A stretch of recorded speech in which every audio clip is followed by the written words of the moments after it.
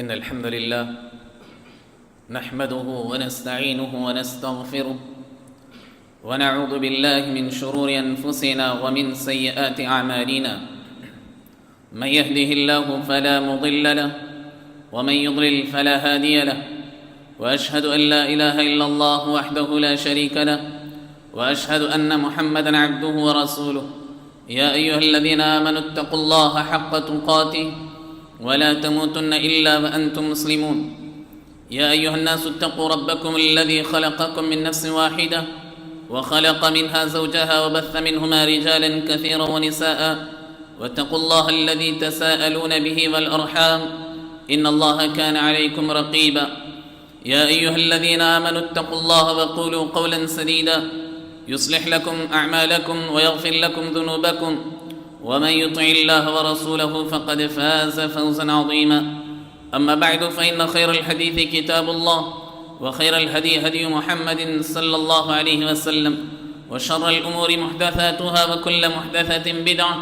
وكل بدعة ضلالة وكل ضلالة في النار أعوذ بالله السميع العليم من الشيطان الرجيم من همزه ونفخه ونفثه بسم الله الرحمن الرحيم قل هل يستوي الذين يعلمون والذين لا يعلمون انما يتذكر اولو الالباب۔ حاضرین جمعہ اور پردہ نشین خواتین اسلام، خطبہ مسنونہ کے بعد سورہ زمر کی ایک آیت آپ کے سامنے پڑھی گئی جو بہت ہی مشہور و معروف آیت کریمہ ہے، جس کا پیغام آپ نے بارہا سنا کہ اللہ رب العالمین نے کہا اے نبی آپ کہہ دیجئے کہ علم رکھنے والے اور علم نہ رکھنے والے کیا دونوں برابر ہو سکتے ہیں؟ یعنی یہ کہ علم رکھنے والا ایک شخص اور ایک جاہل شخص کیا دونوں برابر ہو سکتے ہیں؟ ہرگز نہیں۔ انما یتذکر اولو الالباب، بے شک نصیحت حاصل کرنے والے حقیقت میں عقل مند لوگ ہیں، یعنی عقل مند لوگ ہی اللہ رب العالمین کے اس کلام سے نصیحت حاصل کرتے ہیں۔ حاضرین کرام، یہ آیت کریمہ اور اس کے علاوہ بہت ساری آیتیں ہم اور آپ کو جو تعلیم دے رہی ہیں وہ یہ کہ علم رکھنے والے اور نا علم رکھنے والے دونوں برابر نہیں ہو سکتے۔ ایک عالم، ایک جاہل، ایک پڑھا لکھا انسان اور ایک ان پڑھ دونوں برابر نہیں ہو سکتے، یہ اللہ رب العالمین کا کلام کہتا ہے۔ چاہے تعلیم کوئی بھی تعلیم کیوں نہ ہو، ایک علم رکھنے والا، ہنر رکھنے والا، اس کے بارے میں معلومات رکھنے والا ایک ایسے آدمی کے مقابلے میں جس کو معلوم نہیں ہے، وہ ایک دوسرے کا مقابلہ نہیں کر سکتے، ایک دوسرے کو کمپیئر نہیں کر سکتے۔ اسی لیے قرآن کریم نے بات پوری طرح واضح کر دی۔ کیا پڑھا لکھا انسان اور ایک ایسا انسان جو پڑھا لکھا نہ ہو، کیا دونوں برابر ہو سکتے ہیں؟ قرآن خود کہتا ہے کہ برابر نہیں ہو سکتے۔ یعنی ایک ایسا عالم، ایک ایسا انسان جو علم رکھتا ہے اپنے پاس، جو بہت ساری تعلیمات اپنے پاس رکھتا ہے، ایک ایسے انسان کا مقابلہ، ایک ایسا انسان کا کمپیریزن، ایک دوسرے ایسے انسان سے کمپیئر کرنا جو انسان کے اپنے پاس دولت رکھتا ہو، اپنے پاس شہرت رکھتا ہو، اپنے پاس کرسی رکھتا ہو، اپنے پاس مال رکھتا ہو، اپنے پاس خوبصورتی رکھتا ہو، سب کچھ رکھنے کے باوجود قرآن یہ کہتا ہے کہ ایک علم رکھنے والے کا مقابلہ نہیں کر سکتے۔ ایک علم رکھنے والے انسان کا مقابلہ ایک ایسا انسان جو دنیا کا مالدار کیوں نہ ہو،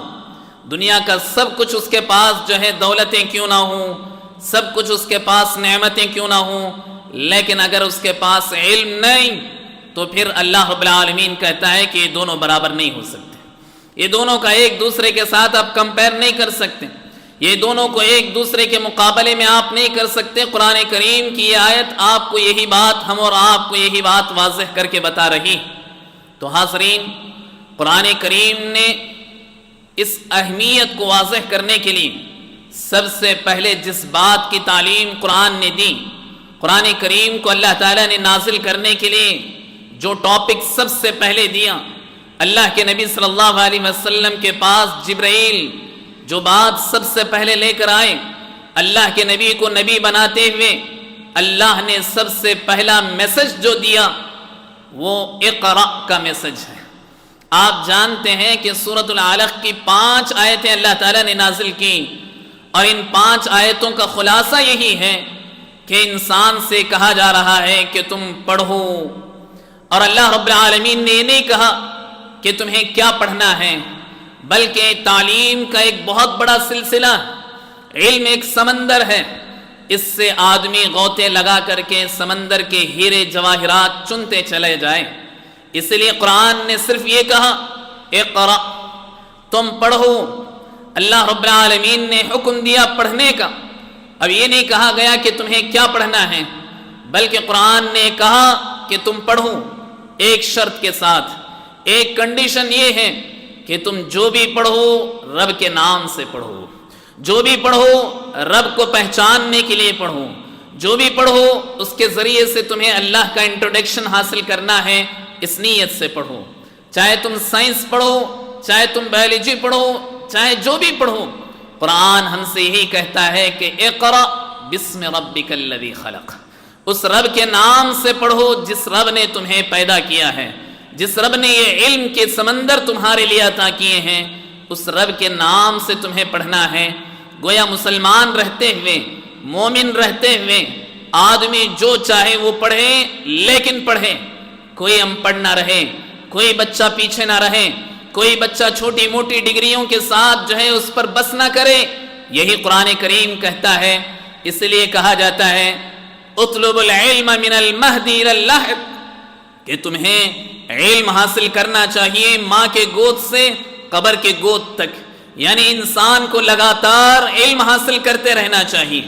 ایسا نہیں کہ اب میں بڑا ہو چکا ہوں، میں نے ایک ڈگری حاصل کر لی ہے، میں نے جاب جو ہے جوائن کر لیا ہے، میں اتنے جو ہے پیسے کما رہا ہوں۔ قرآن کہتا ہے کہ نہیں، تمہیں پڑھتے رہنا چاہیے، پڑھتے رہنا چاہیے، یہاں تک کہ تمہاری مکمل زندگی اللہ رب العالمین کا انٹروڈکشن حاصل کرتے ہوئے، علم حاصل کرتے ہوئے گزرنا چاہیے۔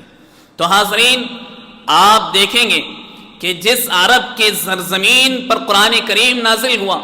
اور سب سے پہلے جس ٹاپک کو اللہ تعالیٰ نے بیان کیا وہ تعلیم کا ہے، وہ علم حاصل کرنے کے لیے ہے۔ ایک ایسے قوم پر اللہ رب العالمین قرآن کریم نازل کر رہا ہے، ایسے قوم کے درمیان اللہ کے نبی صلی اللہ علیہ وسلم پر اللہ نے قرآن کریم نازل کیا جہاں کے لوگ سوائے اونٹ جو ہے چرانے کے اور کچھ نہیں جانتے تھے، جاہل قوم تھی، ان پڑھ قوم تھی، بدھو قوم تھی۔ ایسے قوم پر اللہ رب العالمین نے قرآن کریم کا سب سے پہلا حکم دیتے ہوئے کہا کہ انہیں پڑھاؤ، انہیں پڑھنے کا حکم دو، انہیں پڑھنے کے لیے آگے بڑھاؤ۔ اللہ کے نبی صلی اللہ علیہ وسلم نے اس حکم کو کیسے پورا کیا؟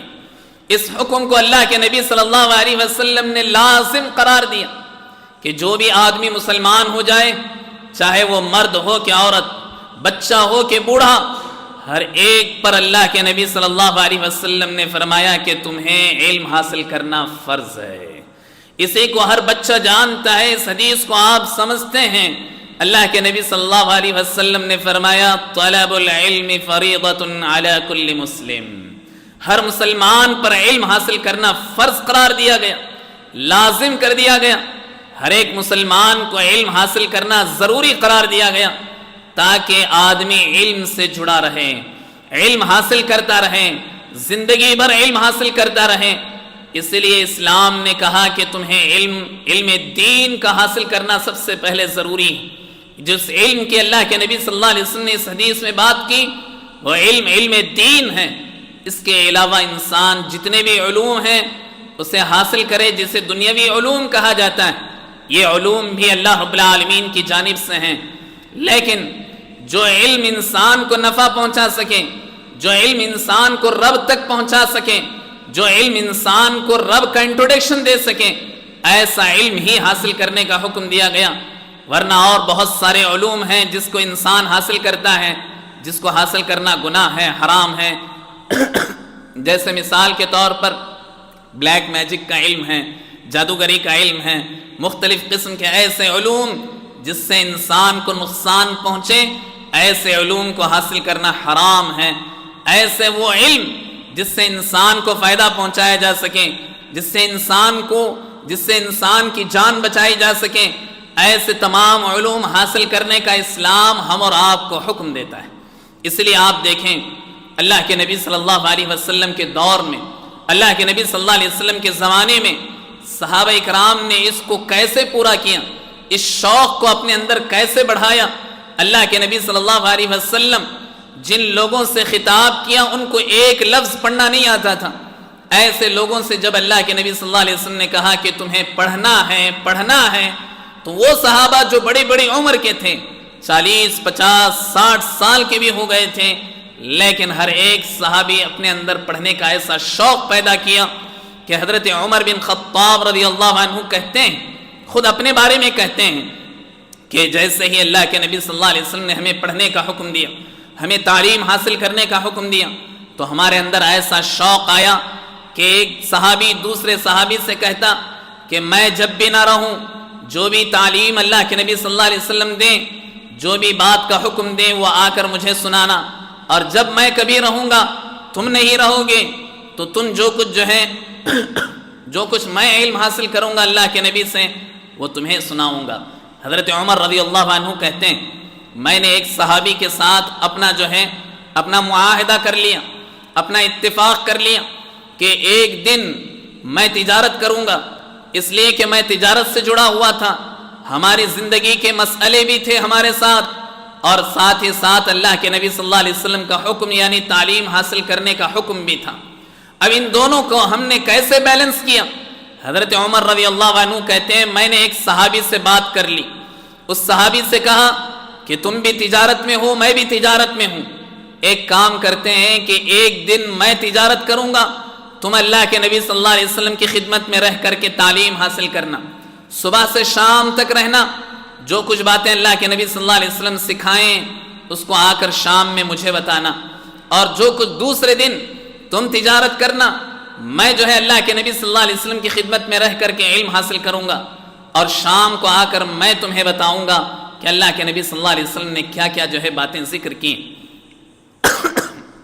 اس طرح حضرت عمر بن خطاب رضی اللہ عنہ کہتے ہیں کہ ہم روزانہ شام میں ملاقات کرتے تھے، روزانہ شام میں ملاقات کرنے کے بعد جو بھی ہم میں سے اللہ کے نبی صلی اللہ علیہ وسلم کی خدمت میں رہتا تھا وہ شام میں آ کر ان لوگوں تک تعلیم دیتا تھا، ان لوگوں کو سکھاتا تھا جو کہ اللہ کے نبی صلی اللہ علیہ وسلم کے پاس صبح سے شام تک سیکھے تھے، جو وحی اللہ کے نبی صلی اللہ علیہ وسلم پر نازل ہوتی تھی، اور جو کچھ باتیں اللہ کے نبی صلی اللہ علیہ وسلم یا واقعات جو کچھ اللہ کے نبی صلی اللہ علیہ وسلم ذکر کرتے تھے، صحابی جو اللہ کے نبی صلی اللہ علیہ وسلم کے پاس رہتے تھے وہ نہ رہنے والوں کے پاس آ کر تعلیم دیا کرتے تھے۔ ایسا شوق اللہ کے نبی صلی اللہ علیہ وسلم نے صحابہ اکرام کے اندر پیدا کیا تھا، یہاں تک کہ وہ لونڈیاں، غلام، پہلے زمانے میں آپ جانتے ہیں جاہلیت کے دور میں کہ غلام اور لونڈیوں کا مقام کوئی نہ تھا معاشرے میں انہیں صرف ایک جانور سے بھی بدتر سمجھا جاتا تھا، بلکہ جانوروں کی طرح ان سے کام لیا جاتا تھا، ان کا کوئی مسئلہ حل نہیں کیا جاتا تھا، ان کو نہ تعلیم حاصل کرنے کا حق تھا، نہ ہی کوئی اور چیز کی فریڈم ان کو لیے تھی۔ ایسے وقت میں اللہ کے نبی صلی اللہ علیہ وسلم نے اعلان کیا کہ لونڈیوں اور غلاموں کو بھی تعلیم حاصل کرنا ضروری۔ اسلام نے کہا کہ لونڈی اور غلام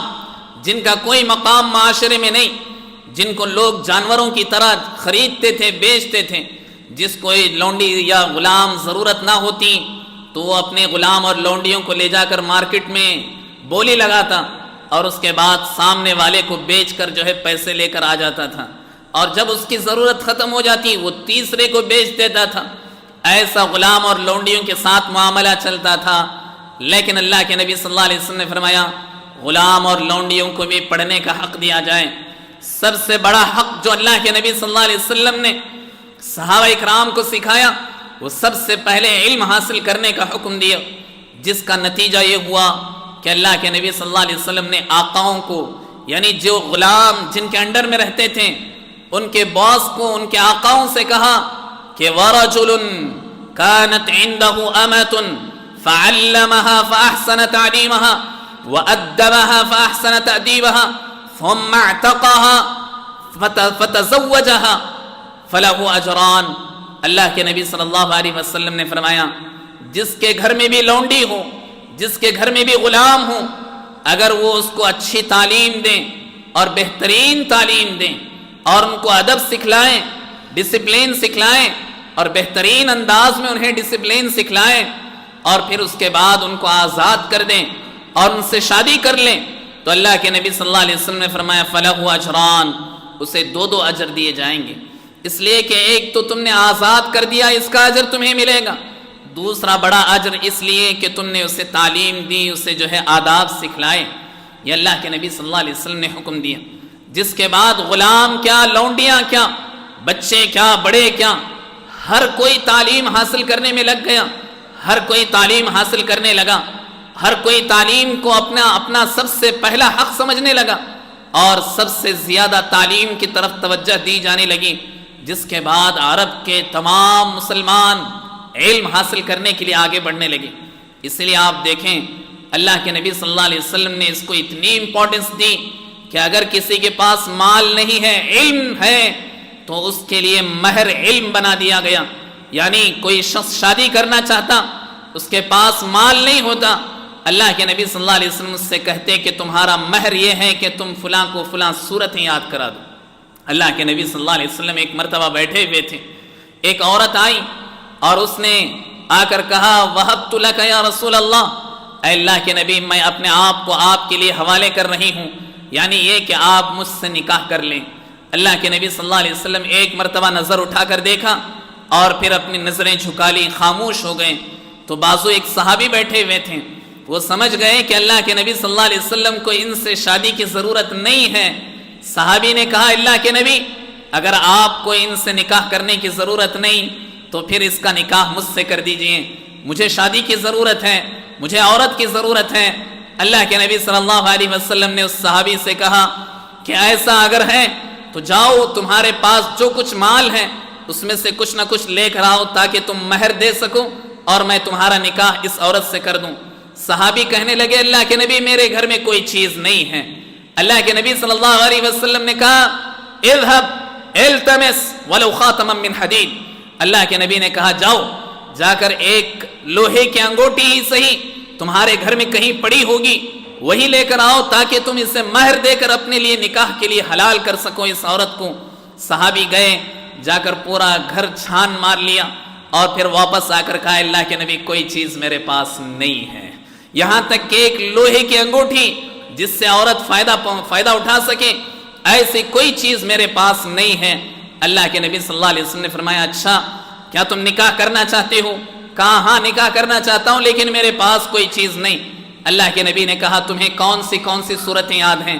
صحابی نے کہا مجھے فلاں صورتیں یاد ہیں. اللہ کے نبی نے کہا تمہارا مہر یہی ہے کہ تم نکاح کے بعد اس عورت کو جس کو تم اپنے نکاح میں لے رہے ہو اسے اس بات کی تعلیم دے دو، جو کچھ تم نے تعلیم حاصل کی ہے یا فلاں صورتیں تم انہیں یاد کرا دو، یہی تمہارا مہر ہے. اللہ کے نبی صلی اللہ علیہ وسلم نے علم کو، تعلیم کو کیسے اہمیت دی، کیسے امپورٹنس دی، اس کا اندازہ آپ کر سکتے ہیں. اللہ کے نبی صلی اللہ علیہ وسلم نے تعلیم کو اتنی اہمیت دی کہ اگر کسی کے پاس آزاد ہونے کے لیے مشرکین کے پاس اگر پیسہ نہ ہو تو اللہ کے نبی صلی اللہ علیہ وسلم نے مدینے کے بچوں کو علم سکھانے کا حکم دیا اور اس کے بعد ان مشرکین کو آزاد کیا. سب سے مشہور واقعہ آپ جانتے ہیں، بدر کا واقعہ. جنگ بدر جب ختم ہوئی مسلمان جیت گئے، مشرکین ہار گئے، 70 سے زائد غیر مسلم مشرکین جہنم رسید ہو گئے، مر گئے،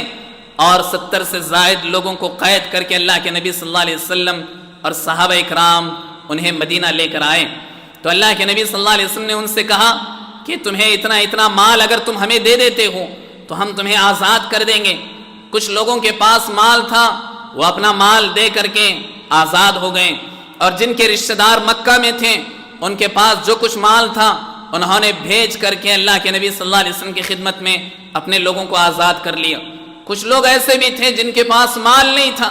اللہ کے نبی صلی اللہ علیہ وسلم نے فرمایا اگر تمہارے پاس مال نہیں ہے تو کیا تمہیں پڑھنا لکھنا آتا ہے؟ کہا ہمیں پڑھنا لکھنا آتا ہے. تو اللہ کے نبی صلی اللہ علیہ وسلم نے فرمایا تب تو تم مدینے کے 10 بچوں کو تعلیم دو، ایک آدمی اگر 10 بچوں کو پڑھنا لکھنا سکھا دے، ہمارے بچے لکھنا اور پڑھنا سیکھ لیں تو تم آزاد ہو جاؤ گے۔ یعنی یہ کہ اللہ کے نبی صلی اللہ علیہ وسلم نے فدیے کے طور پر بھی جو چیز مقرر کی وہ علم اور تعلیم تھی، جس کا نتیجہ ایسا ہوا کہ مدینہ میں کوئی بچہ جو ہے علم سے تعلیم سے پیچھے نہیں رہا، ہر کوئی تعلیم کے لیے آگے بڑھنے لگا، تعلیم کا شوق ہر ایک کے اندر آنے لگا، یہاں تک کہ مرد تو مرد، عورتوں کے اندر بے حد شوق پیدا ہونے لگا۔ اس کا نتیجہ، اس کا رزلٹ کیا نکلا؟ آپ اس ایک واقعے سے اندازہ کر لیں کہ اللہ کے نبی صلی اللہ علیہ وسلم کے بعد حضرت عبداللہ ابن مسعود رضی اللہ عنہ جو ہے رئیس المفسرین کہے جاتے ہیں، یعنی مفسر قرآن، اللہ کے نبی صلی اللہ علیہ وسلم سے سب سے زیادہ جنہوں نے تعلیم حاصل کی، قرآن کی تفسیر حاصل کی، وہ حضرت عبداللہ ابن مسعود رضی اللہ عنہ ایک صحابی ہیں۔ یہ سب سے بڑا مقام رکھتے تھے علم میں، تفسیر میں۔ اللہ کے نبی صلی اللہ علیہ وسلم کے انتقال کے بعد ایک بار ایسا ہوا کہ حضرت عبداللہ ابن مسعود رضی اللہ عنہ تقریر کرنے لگے۔ تقریر کرتے ہوئے کہا، لعن اللہ الواشمہ والمستوشمہ، اللہ رب العالمین کی لعنت ہے اس عورت پر جو گدواتی ہے، اور اس عورت پر بھی جو یہ کام کرتی ہے اور کراتی ہے۔ یعنی یہ کہ خود جو اپنے بدن پر گدواتی ہے، گدوانا کسے کہتے ہیں؟ ٹیٹوز جو بنائے جاتے ہیں، اللہ رب العالمین کی لعنت ہے اس عورت پر جو اپنے بدن پر ٹیٹوز بناتی ہے، اور اس عورت پر بھی جو یہ کام کرتی ہے اپنے ہاتھ سے دوسرے کے ہاتھ پر یا دوسرے کے بدن پر، یعنی کرنے اور کرانے دونوں لوگوں کو اللہ کے نبی صلی اللہ علیہ وسلم نے لعنت فرمائی تھی۔ اللہ کے نبی صلی اللہ علیہ وسلم کی اس حدیث کو حضرت عبداللہ ابن مسعود نے کہا اللہ رب العالمین نے لعنت بھیجی ہے۔ تو اللہ کے نبی حضرت عبداللہ ابن مسعود نے جب تقریر کرتے ہوئے بات کہی تو مجلس میں سے ایک عورت اٹھ کر کھڑی ہو کر اس نے کہا کہ اللہ کی قسم میں نے قرآن کریم کو شروع سے آخر تک پڑھا ہے، کہیں اللہ تعالیٰ نے اس بات کا حکم نہیں دیا، یعنی اس لعنت کا حکم اللہ تعالیٰ نے قرآن کریم میں کہیں نہیں دیا۔ حضرت عبداللہ ابن مسعود نے کہا نہیں، اللہ تعالیٰ نے قرآن کریم میں اس بات کا آرڈر دیا ہے۔ عورت کہنے لگی کہ میں چیلنج کرتی ہوں کہ اللہ رب العالمین نے قرآن کریم میں کہیں بھی حکم نہیں دیا ہے۔ دونوں کی باتیں صحیح تھیں، عورت بھی اپنی جگہ صحیح تھی، عبداللہ ابن مسعود رضی اللہ عنہ بھی اپنی جگہ صحیح تھے۔ بات یہاں تک پہنچی کہ حضرت عبداللہ ابن مسعود نے کہا کیا تم نے قرآن کریم میں یہ آیت نہیں پڑھی وَمَا آتَاكُمُ الرَّسُولُ فَخُذُوهُ وَمَا نَهَاكُمْ عَنْهُ فَانْتَهُوا، کہ جو کچھ نبی تمہیں دیں اسے لے لو اور جس سے نبی روکیں اس سے رک جاؤ۔ تو حضرت عبداللہ ابن مسعود نے جب یہ بات کہی تو عورت نے کہا ہاں میں نے یہ آیت قرآن کریم میں پڑھی ہے۔ تو اس کے بعد حضرت عبداللہ ابن مسعود نے کہا اگر نبی صلی اللہ علیہ وسلم نے لعنت بھیجی ہے تو اصل میں وہ اللہ تعالیٰ کی طرف سے لعنت ہے، یعنی اللہ تعالیٰ نے لعنت بھیجنے کا حکم دیا اس لیے اللہ کے نبی نے لعنت بھیجی ہے۔ گویا اللہ کے نبی کی لعنت کا مرتبہ اللہ رب العالمین کی لعنت کے برابر ہے، اس لیے اللہ تعالیٰ نے کہا وَمَا آتَاكُمُ الرَّسُولُ فَخُذُوهُ، جو بھی رسول تمہیں دیں اسے لے لو، جس سے رسول تمہیں روکے رک جاؤ۔ تو اسی لیے تمہیں بات جان لینا چاہیے کہ اللہ رب العالمین کا یہ حکم اصل میں اللہ کے نبی صلی اللہ علیہ وسلم نے اپنی زبان سے دیا تھا۔ تو وہ عورت بیٹھ گئی، یعنی یہ کہ اللہ کے نبی صلی اللہ علیہ وسلم کے دور میں کس قدر تعلیم کا علم کا شوق تھا، اس کا اندازہ آپ کر سکتے ہیں اس واقعے سے کہ حضرت عبداللہ ابن مسعود جو ہے ایک بہت بڑے مفسر ہیں، ایسے بڑے صحابی کے لیے چیلنج کے طور پر کھڑی ہوتی ہے ایک عورت جس کے اندر علم کا ایسا شوق تھا۔ صحابہ و صحابیات میں ایسا علم کا شوق اللہ کے نبی صلی اللہ علیہ وسلم نے پیدا کر دیا تھا۔ یہی شوق آج بھی الحمدللہ امت کے اندر موجود ہے، مسلمان بچے اور بچیوں کے اندر موجود ہیں، جس کی وجہ سے آج بچے اور بچیاں بڑھتی جا رہی ہیں، پڑھتی جا رہی ہیں۔ لیکن سب سے اہم یہ ہے کہ ہم دنیا کی ڈگریوں کے ساتھ ساتھ اللہ رب العالمین کا انٹروڈکشن حاصل کریں، توحید کی تعلیم حاصل کریں، اللہ کے نبی صلی اللہ علیہ وسلم کی سنتوں کی تعلیم حاصل کریں۔ اس لیے اپنے بچوں کو مکاتب سے جوڑیے، مدرسوں سے جوڑیے، اور ایسے لڑکیاں جو ہے خالی اپنے گھر میں بیٹھی ہوئی ہیں ان کے لیے بہت سارے ایسے مدارس ہیں، کچھ نہیں تو آن لائن ایسے بہت سارے کلاسز ہیں جو بہت سارے تعلیم گھر بیٹھے ہماری خواتین حاصل کر سکتی ہیں۔ یہ اللہ کا بہت بڑا فضل ہے اس لیے خواتین چاہے کتنی بھی بڑی عمر کی کیوں نہ ہو،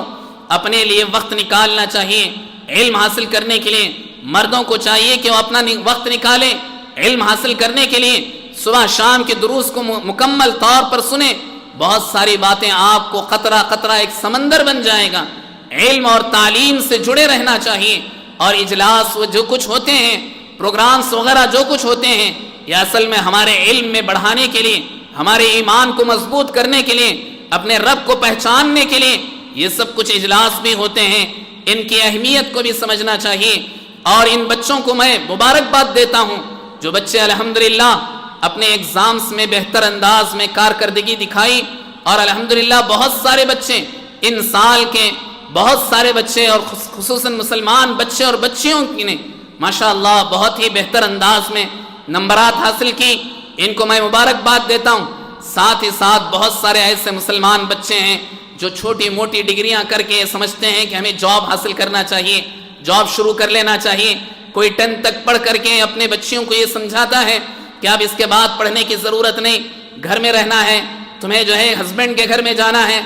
بہت ساری لڑکیوں کے سلسلے میں الحمدللہ بہت سارے لوگوں کے ذہن کھل چکے ہیں اور وہ تعلیم دے رہے ہیں۔ یہ یاد رکھیں کہ چاہے وہ لڑکا ہو کہ لڑکیاں، اس کی اعلیٰ تعلیم کی ضرورت ہر ایک کے لیے ہے، ہر گھر کے لیے ہے۔ ایک لڑکی کو اگر ہم پڑھائیں گے پورے خاندان پر اس کی تعلیم کا اثر ہوگا۔ ہم یہ سمجھتے ہیں کہ صرف SSLC تک یا PUC تک صرف پڑھا دیں گے اتنا کافی ہے، لیکن اس کی تعلیم جتنی زیادہ گہری ہوگی، جتنا زیادہ آپ اسے علم دیں گے، اتنا ہی زیادہ وہ اپنے خاندان کو نکھار سکے گی، اپنی نسل کو بنا سکے گی، اپنی نسل کو سنوار سکے گی۔ اس لیے چاہے لڑکی ہو کہ لڑکا، ہر ایک کو علم حاصل کرنے میں آگے بڑھنا چاہیے۔ آج بہت سارے بچوں کے اندر یہ ذہن بیٹھ گیا ہے، یہ مینٹالٹی آ چکی ہے کہ معمولی ڈگریاں کرتے ہیں یا پھر شارٹ کورسز کر لیتے ہیں اور اس کے بعد سمجھتے ہیں کہ مجھے جاب کرنا چاہیے، اور جاب کرنے میں چھوٹی موٹی تنخواہوں پر خاموش رہ جاتے ہیں، چھوٹی موٹی سیلری پر جو ہے اکتفا کرتے ہوئے اپنے آپ کو یہ سمجھتے ہیں کہ میں ایک جاب والا بن گیا ہوں۔ نہیں، بلکہ آپ جاب کرنا ہے تو کیجئے، ساتھ ہی ساتھ تعلیم کا اس سلسلے کو آگے بڑھائیے، جاری رکھیے، چاہے آپ کی شادی ہو جائے لیکن ساتھ ہی ساتھ ڈگریوں کا یہ سلسلہ باقی رہنا چاہیے۔ اور ساتھ ہی ساتھ سب سے زیادہ اہم ضرورت آپ کو دینی تعلیم کی ہے، ہر ایک مسلمان کو دینی تعلیم کی ہے، چاہے وہ عالم ہو، چاہے وہ جو ہے اور ہوں، چاہے وہ دنیا کی ڈگریاں کیا ہو، ہر ایک کے لیے دین کی تعلیم سب سے زیادہ ضروری ہے، چاہے مرد ہو، خواتین ہو، بچے ہوں، بوڑھے ہوں، ہر ایک کے لیے علم حاصل کرنا بہت ضروری ہے۔ جہاں بھی ایسے مواقع ہوں اس میں پیچھے نہ ہٹیں، اور بچوں کی تعلیم کو آپ ڈسکنٹینیو نہ کرائیں، بلکہ ان کو زندگی بھر بعد میں کمانا ہی کمانا ہے۔ بہت سارے بچوں کے اندر یہ سمجھا جاتا ہے، یا بچے یہ سمجھتے ہیں کہ میرا سامنے والا ایک فرینڈ یا ایک دوست جو ہے اتنے 1000 روپے کما رہا ہے، مجھے بھی جو ہے کمانے کے لیے آگے بڑھنا چاہیے۔ یہ بات یاد رکھیں، ایک وقت آئے گا ہمارے بچے جو ہے چھوٹی موٹی ڈگریوں کی وجہ سے زندگی بھر اتنے ہی سیلری پر رہیں گے۔ اس لیے آپ اپنے بچوں کو آگے بڑھائیے، جتنی زیادہ ڈگریاں اتنی زیادہ ایکسپیرینس اگر ہمارے بچوں کے اندر رہے گا، یہ دین کی خدمت بھی کر سکیں گے، اپنے مال کے ذریعے سے، اپنی طاقت کے ذریعے سے، اپنی قوت کے ذریعے سے، اپنا ٹائم دے کر کے یہ ہمارے بچے آگے بڑھ سکیں گے۔ اسی لیے ان کی ڈگریوں کو نہ روکیے، چاہے وہ لڑکے ہوں لڑکیاں ہوں، ہر حال میں ان کی تعلیم کی فکر کیجئے۔ چاہے وہ جاب کر رہے ہوں پھر بھی ان کی تعلیم کو ہرگز جو ہے روکنے کی کوشش نہ کیجیے۔ اگر کسی بھی قسم کا مسئلہ ہو، بہت سارے ایسے آرگنائزیشنز ہیں جہاں آپ کو تعلیم کے لیے سپورٹ کرتے ہیں، علم حاصل کرانے کے لیے سپورٹ کرتے ہیں۔ ہمارے مسلمان بچے تعلیم حاصل کرنے میں پیچھے نہیں رہنا چاہیے۔ یہی بات اللہ رب العالمین کہتا ہے، وَمَا أُوتِيتُم مِّنَ الْعِلْمِ إِلَّا قَلِيلًا، لوگوں تمہیں بہت کم علم دیا گیا ہے، اس کم علم میں جو کچھ تمہارے پاس علم کے سمندر ہیں اس میں آگے بڑھیے، غوطہ لگائیے، اس میں سے جواہرات چنیے۔ اللہ رب العالمین نے اس کو واضح کرنے کے لیے کہا کہ اللہ رب العالمین نے بہت سارے علوم رکھے ہیں، بہت سارے ایجوکیشن کے طریقے رکھے ہیں۔ اللہ کے نبی حضرت موسیٰ علیہ السلام حضرت خضر کے ساتھ جا رہے تھے سمندر میں، آپ واقعہ جانتے ہیں۔ حضرت خضر کے ساتھ جب جا رہے تھے، اچانک ایک چڑیا آئی اور اس نے سمندر میں جو ہے چونچ مارا، اور جتنا پانی اسے چاہیے تھا لے کر نکل گئی۔ تو حضرت خضر نے کہا سن لو، اللہ رب العالمین کے پاس سمندر برابر بلکہ اس سے زیادہ علم جس کا مقابلہ نہیں کر سکتے، اور اللہ رب العالمین نے آدم علیہ السلام سے لے کر قیامت تک آنے والے انسانوں کو جتنا علم دیا ہے وہ صرف اتنا ہی ہے جتنا اس چڑیا نے اپنے منہ میں پانی لے کر اڑ گئی ہے، اتنا ہی علم انسان کو دیا گیا ہے۔ جتنا بھی علم ہم حاصل کریں وہ کم ہی ہے، اس لیے علم حاصل کرنے کے لیے وقت بھی نکالنا چاہیے، فکر بھی کرنی چاہیے، اس کے لیے اگر پیسہ خرچ کرنا پڑے پیسہ بھی خرچ کرنا چاہیے، چاہے وہ دین کا علم ہو چاہے دنیا کا علم ہو۔ اسی طرح جہاں بھی علماء ہمیں خطاب کرنے کے لیے آتے ہوں یا ہمیں تعلیم اور علم دینے کے لیے آ رہے ہوں، اس وقت کو اس موقع کو غنیمت جان کر اس میں حاضر ہونا اور علم حاصل کرنا اور ان سے ملاقاتیں کر کے ان سے دعائیں لینا، یہ ہمارے مسلمان بچے بڑوں کی ایک بہت ہی بڑی خصوصیت ہونی چاہیے۔ علماء سے آپ الگ نہیں ہو سکتے، علماء سے ہم دور نہیں ہو سکتے، علماء کی دعاؤں سے یقیناً ہمارے بچوں کی ہماری نسلوں کی زندگیاں بن سکتی ہیں۔ ایسے بڑے بڑے علماء اکرام جہاں بھی حاضر ہو رہے ہوں وہاں کے موقع کو ہرگز آپ اپنے ہاتھ سے جانے نہ دیں۔ اللہ رب العالمین سے دعا ہے کہ اللہ تعالیٰ سب سے پہلے کہنے والے کو، سننے والوں کو اور تمام مسلمانوں کو نیک توفیق عطا فرمائے۔ اللہ تعالیٰ ہم تمام مسلمانوں کے بچوں کو دن دونی رات چگنی اللہ تعالیٰ ترقی عطا فرمائے۔ اللہ تعالیٰ ان کی تعلیم کے سلسلے کو جاری رکھنے اور زیادہ سے زیادہ ترقی کرنے، ان کے اندر ہنر اللہ رب العالمین پیدا فرمائے جس کے ذریعے سے دین کے سچے خادم بن سکیں، دین کی خدمت کرنے والے بن سکیں، دین کے داعی بن سکیں، دین کے محافظ بن سکیں۔ اللہ رب العالمین ہماری اولاد کو موحد بنائیں، اللہ تعالیٰ ہماری اولاد کو صحت و عافیت کے ساتھ رکھیں، ہماری زندگیوں میں خوشیاں اللہ رب العالمین بکھیر دیں۔ ہم میں سے جو پریشان حال ہیں اللہ تعالیٰ ان کی پریشانیوں کو ختم فرمائیں، ہم میں جو مقروض ہیں اللہ تعالیٰ ان کی قرض کی ادائیگی کو پورا فرمائیں، ہم میں جو بیمار ہیں اللہ تعالیٰ انہیں جو دوائیں دی جا رہی ہیں اللہ تعالیٰ ان کی دواؤں میں اثر عطا فرمائیں۔ اللہ رب العالمین اپنے فضل و کرم سے شفا بھی عطا فرمائیں۔ جو بھی مرد و خواتین یہاں بیٹھی ہوئی ہیں اللہ تعالیٰ ان کے مکمل آرزوؤں کو اللہ رب العالمین پوری فرمائیں، نیک و جائز تمناؤں کو اللہ تعالیٰ پوری فرمائیں۔ اللہ تعالیٰ اس دنیا میں امن و شانتی کا